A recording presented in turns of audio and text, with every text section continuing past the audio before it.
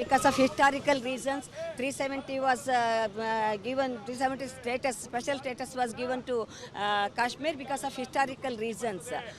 But the Narendra Modi and